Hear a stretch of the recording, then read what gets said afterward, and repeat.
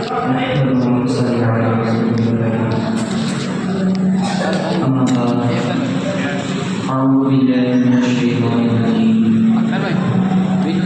الله الرحمن الرحيم. ألا إن أولياء الله لا خوف عليهم ولا هم يحزنون. صدق الله العظيم. مجلس سے ہے بقائے کائنات مدینے کے تاجدار مکی سرکار مدنی تاجدار ہم گناہگاروں کے خریدار حبیب پروردگار جناب احمد مجتبی محمد مصطفیٰ صلی اللہ علیہ وسلم کی بارگاہ میں ازرانی عقیدت پیش ہے بابا سے بلند پڑے اللہم صلی علی سیدنا و شفیعنا و نبینا و مولانا محمد صلاۃ و سلام علیک یا رسول اللہ صلی اللہ علیہ وسلم. شاعر غالب خوب لکھتا ہے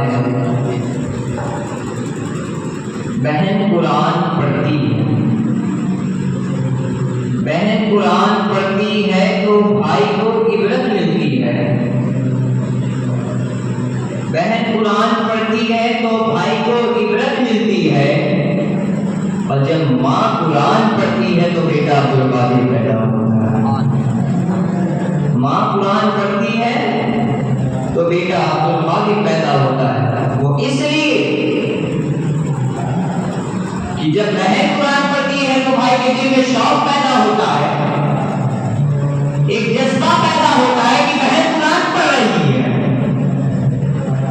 اور جب ماں قرآن پڑھتی ہے تو بیٹا عبدالقادر پیدا ہوتا ہے.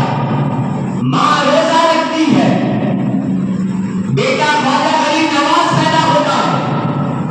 ماں شریعت کا پابند بنتی ہے تو بیٹا مخدوم سنہ پیدا ہوتا ہے.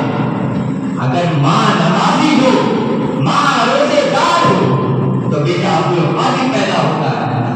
وہ اس لیے کہ جب سرکار غوث اعظم کی عمر مبارک 4 سال کی تھی، آپ کو جیلان کے مکتب میں آپ کا داخلہ کرایا گیا، آپ کا ایڈمیشن کرایا گیا، آپ کی بسم اللہ خوانی شریف تھی.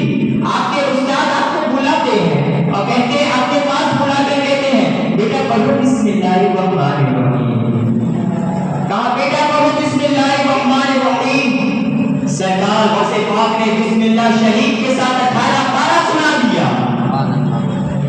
اب سرکار غوث پاک کے استاد کرام اس سوچ میں پڑ جاتے ہیں، خیال میں پڑ جاتے ہیں، آج تو اس لڑکے کی بسم اللہ خوانی شریف ہے، آج تو اس بچے کی اسٹارٹنگ ہے، اس نے یاد کب کیا، اس نے پڑھا تو پڑھا کب. ان کے استاد پوچھتے ہیں اے بیٹی تو نے پڑھا تو پڑھا کب. سرکار غوث پاک کہتے ہیں میں اپنے ماں کے شکم میں تھا، میں اپنے ماں کے پیٹ میں تھا، میری ماں اس کی تلاوت کیا کرتی تھی. جب میں اپنے ماں کے شکم میں تھا تو میری ماں تلاوت کیا کرتی تھی. میں نے اسے سن سن کر 18 پارہ یاد کر لیا. سبحان اللہ بے شک. میں نے سن سن کر اسے 18 پارہ یاد کر لیا. اسی کے کارن تو شاعر لکھتا ہے بہن قرآن پڑھتی ہے تو بھائی کو عبرت ملتی ہے، اور جب ماں قرآن پڑھتی ہے تو بیٹا عبدالقادر پیدا ہوتا ہے. اب آئیے مفتی حسن مشری رحمۃ اللہ علیہ بڑی پیاری بات فرماتے تھے. آپ بڑی پیاری بات کہتے تھے کہ عورت اگر بیوی اچھی مل جائے، بیوی اچھی مل جائے تو سمجھو یہ جنت کی چھوڑیاں ہیں، اور اگر بیوی غلط مل جائے تو سمجھو یہ جہنم کے کوڑے ہیں، جہنم کے کوڑے ہیں، پورے گھر کو تباہ کر دیتی ہے. آئیے سرکار غوث پاک کے بارے میں اور بتاتا چلوں. آج کل ہمارے نوجوان کیا ہی گیم میں ویست رہتے ہیں، جس کو دیکھے کوئی فری فائر ہو، کوئی کچھ تو کوئی کچھ تو کوئی کچھ. آئیے میں بزرگان دین کے کھیل کے بارے میں بتاؤں. سرکار غوث پاک کی عمر ابھی 4 سال کی تھی. آپ بچوں کے ساتھ کھیل رہے ہیں، مگر میری سرکار غوث غوث پاک کا کھیل بھی بڑا پیارا تھا. میرے سرکار غوث پاک کا کھیل بھی بڑا انوکھا تھا. آپ کہتے ہیں لا الہ الا اللہ تو بچے کہتے ہیں محمد رسول اللہ. آپ کہتے ہیں لا الہ الا اللہ بچے کہتے ہیں محمد رسول اللہ. اس طرح سرکار غوث پاک کھیل رہے ہیں. راستے سے ایک بزرگ کی گزر ہوئی. اس راستے سے ایک بزرگ کی گزر ہوئی.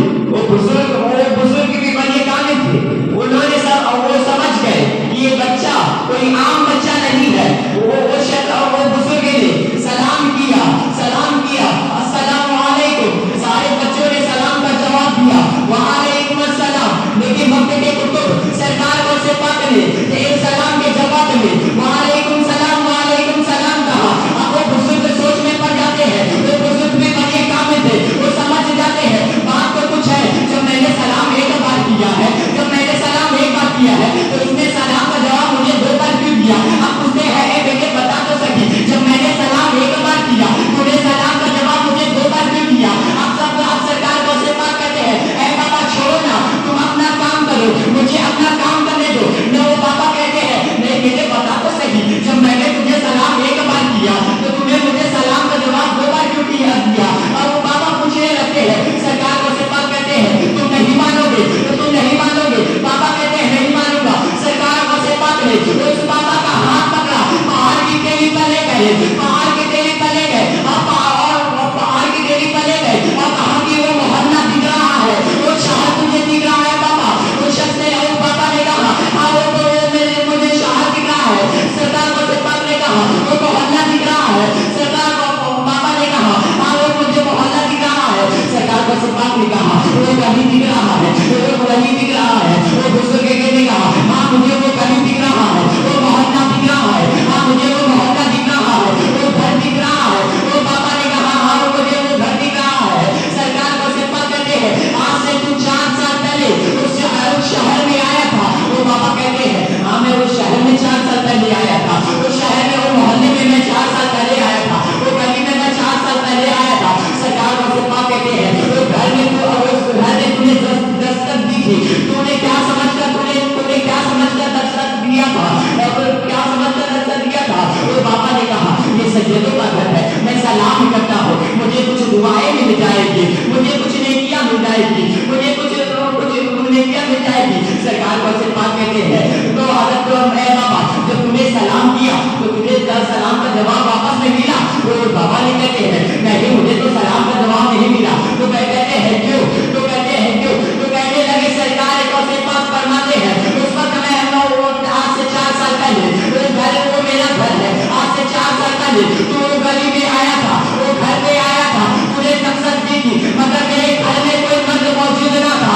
اس لیے میری ماں نے سلام کا جواب تجھے نہیں دیا. میری ماں نے تجھے سلام کا جواب نہیں دیا.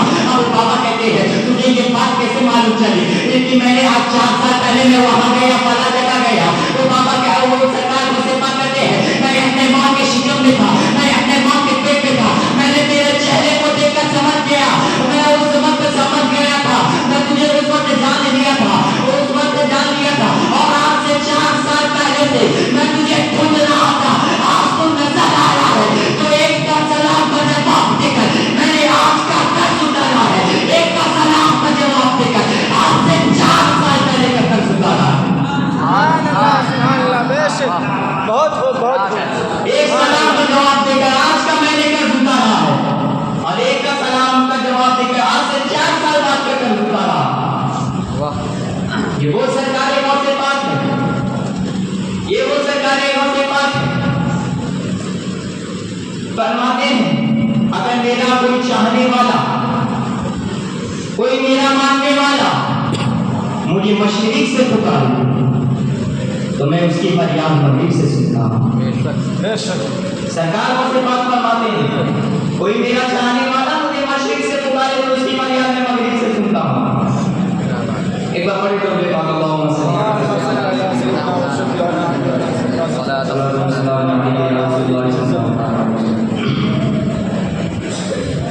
ایک شخص مرتاحب کے کنکریوں میں سر بولا کر زارو قطار ہو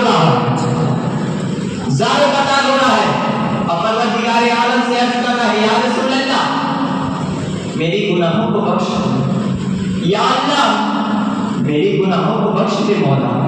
زار قطار ہو رہا ہے، اس قدر ہو رہا ہے کہ آس پاس والے لوگ اپنی دعاؤں کو چھوڑ کر اس شخص کے لیے دعا کرنے لگے کہ اے پروردگار عالم اس شخص کے گناہوں کی مغفرت کر دے، اس شخص کے گناہوں کی بخشش کر دے۔ لوگوں نے دیکھا کہ یہ زار قطار ہو رہا ہے، لوگوں نے چاہا کہ چلو پوچھتے ہیں کہ کیا مسئلہ ہے، کتنا بڑا گناہ کر دیا ہے کہ اس قدر زار قطار ہو رہا ہے۔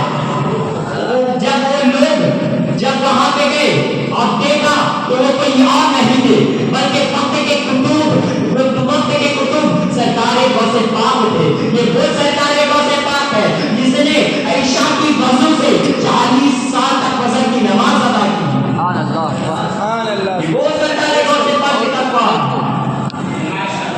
جو 40 سال تک عائشہ کی وضو سے فجر کی نماز ادا کی۔ حضرات گرامی، ایک بار کچھ لوگ سرکار غوث پاک کے بارگاہ میں آئے اور کہا کہ آپ مردے کو تو زندہ کر سکتے ہیں مگر ہم چاہتے ہیں کہ یہ مرغے کی ہڈی ہے، آپ اسے زندہ کر کے بتائیں تب ہم آپ کو مانیں گے۔ سرکار غوث پاک نے مرغے کی ہڈی کو پکڑا، مرغے کی ہڈی کو پکڑا اور کہا حکم بإذن اللہ کے حکم سے زندہ ہو جا۔ وہ مرغا زندہ ہو گیا، لوگوں نے مان کیا۔ سرکار غوث پاک کی جتنی شان بیان کیا جائے کم ہے، وقت کی قلت ہے کہ کچھ بولا جائے۔ میں اپنی گفتگو کو یہیں پہ ختم کرتا ہوں۔ السلام